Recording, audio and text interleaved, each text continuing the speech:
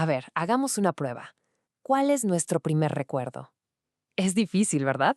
Y sobre todo, ¿dónde está guardado eso en nuestro cerebro? Bueno, pues esa huella física, esa cicatriz de la experiencia, tiene un nombre: engrama. Hoy vamos a explorar justo eso: por qué los recuerdos de cuando éramos muy pequeños se desvanecen, casi como un sueño, mientras que los de la vida adulta pueden durar para siempre. Es un viaje alucinante al corazón de cómo se construye nuestra memoria. Esta será nuestra ruta. Primero, vamos a poner las cartas sobre la mesa. ¿Qué es exactamente un engrama? Después, veremos el estándar de oro, cómo un cerebro adulto forja un recuerdo casi indestructible. Y de ahí, nos vamos a meter al misterio de la amnesia infantil. Finalmente, vamos a conectar los puntos, hablando del olvido, la recuperación y lo que todo esto podría significar para la medicina en el futuro. Para poder entender por qué olvidamos, primero tenemos que saber qué es lo que se olvida, cuál es su forma. Así que empecemos por el principio, por el ladrillo fundamental de un recuerdo, el engrama. Muy bien. Cuando la comunidad científica habla de un engrama, no habla de algo abstracto. Se refiere a un conjunto específico de neuronas que, ¡zas!, se activan juntas cuando aprendemos algo. Pensemos que son como un equipo de células que se enciende al mismo tiempo. Los cambios que sufren, las conexiones que forman entre ellas, esa es la huella física. Y para recordar, el cerebro simplemente tiene que volver a activar a ese mismito equipo. Y esto, claro, nos lleva a la gran pregunta, una que ha intrigado a la ciencia por más de un siglo. Si el cerebro adulto es tan bueno para crear estos recuerdos sólidos, ¿qué pasa en los primeros años de vida? ¿Por qué esa fragilidad? Este es el gran enigma de lo que llamamos amnesia infantil. Para entender qué es lo que pasa en la infancia, primero hay que entender el modelo ideal. Así que veamos cómo funciona un cerebro maduro. Analicemos ese proceso casi mágico que convierte una simple experiencia en un recuerdo que nos acompañará toda la vida. A primera vista, este mapa cerebral puede parecer súper complejo, pero la idea central es bastante directa. Fíjense en el viaje que hace un recuerdo. Nace en una zona llamada hipocampo, que podemos imaginar como la memoria RAM del cerebro, rápida pero volátil. Y con el tiempo, sobre todo mientras dormimos, esa información se va mudando y fortaleciendo en la corteza, que vendría a ser el disco duro. Es un proceso de maduración que lo vuelve increíblemente estable. Y bueno, podemos desglosar este viaje en etapas muy claras. El día cero, aprendemos algo y se codifica en el hipocampo. Esa noche, mientras dormimos, ¡pum!, las conexiones se refuerzan. Al día siguiente, para recordar, todavía dependemos mucho del hipocampo.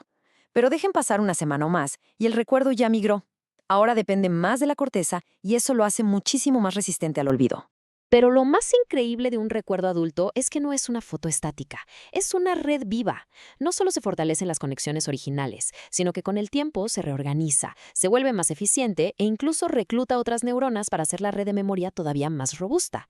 Es como una ciudad que no solo refuerza sus puentes, sino que construye nuevas carreteras para proteger sus monumentos más valiosos. Ahora sí, ya que vimos el modelo adulto, vamos a contrastarlo con lo que pasa en un cerebro en pleno desarrollo. Es hora de meternos de lleno a los mecanismos que hay detrás de la amnesia infantil. Y esta comparación lo deja clarísimo. Mientras que el enrama adulto es preciso, selectivo y estable, el infantil es todo lo contrario, es denso, inestable y generalizado. El cerebro de un bebé está en un estado de, digamos, de hiperconectividad. Es como una red de carreteras en plena construcción, caótica, sin rutas claras ni bien definidas. Este esquema nos muestra por qué los recuerdos de un bebé son, por así decirlo, como un dibujo hecho con un pincel demasiado gordo. El cerebro infantil captura muchísimos detalles a la vez, recluta demasiadas neuronas para un solo recuerdo, y el resultado es una imagen borrosa, generalizada y por lo tanto muy fácil de que se desvanezca. Le falta esa precisión quirúrgica del cerebro adulto. Lo que está pasando en el cerebro infantil es una especie de tormenta perfecta. Por un lado, hay una explosión de nuevas neuronas naciendo constantemente, sobre todo en el hipocampo, lo que reorganiza los circuitos todo el tiempo. Es como si estuvieran cambiando el cableado de un edificio todos los días. Y por otro lado, los sistemas que ayudan a enfocar y a crear recuerdos nítidos todavía no maduran. El resultado, los recuerdos sí se forman, pero se vuelven inaccesibles muy, muy rápido. Lo que nos lleva a una pregunta crucial, ¿no? Ese recuerdo de nuestro primer cumpleaños. ¿Se borró para siempre? ¿Se desintegró? ¿O simplemente está escondido en algún rincón del cerebro, inaccesible? Y aquí viene la parte más alucinante de todas. La evidencia más reciente sugiere que no se borraron. Esos recuerdos siguen ahí, latentes, guardados en lo que se conoce como engramas silenciosos. La mejor analogía es tener archivos en un disco duro pero que el sistema operativo ya no tenga el software para leerlos. El archivo está, pero no podemos abrirlo. Y lo más increíble es que usando técnicas de vanguardia como la optogenética, los científicos ya han logrado despertar estos recuerdos perdidos en animales. Entender la amnesia infantil no es solo una curiosidad sobre nuestro pasado. Resulta que la forma en que olvidamos naturalmente durante el desarrollo tiene paralelos muy sorprendentes con lo que ocurre en algunas enfermedades neurodegenerativas. Fíjense en esta comparación. Si vemos la amnesia infantil y la pérdida de memoria en modelos de la enfermedad de Alzheimer, salta a la vista un tema en común.